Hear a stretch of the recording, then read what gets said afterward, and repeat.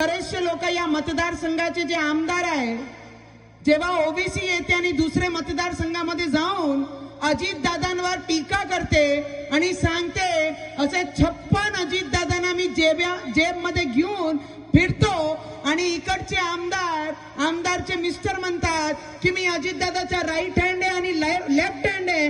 अरे कुठे गेली तुमची निष्ठा?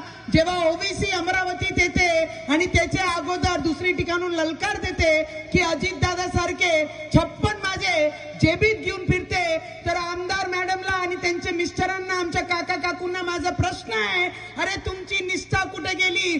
फक्त मतदानासाठी तुम्ही ओबीसीवर टीका केली नाही। अरे काहीतरी आपले जन्माला तुम्ही जगा आणि या मातृभूमीला जगा। डोक्यावर जेव्हा तिलक लावून तुम्ही निघता त्या तिलकसाठी तुम्ही जगा। मतदानासाठी एवढे लाचार होऊ नका। ज्या अजितदादांनी तुम्हाला एकच घरामध्ये 2-2 आमदार दिले, त्या निष्ठाला तुम्ही जगू शकला नाही, ते ओबीसी विरुद्ध तुम्ही बोलू शकला नाही, तर या जनतेला आणि नगरसेवकांना आणि नालीपर्यंत तुम्ही काय जगणार आहे? तर या आमदारावर काही भरोसा करू नका।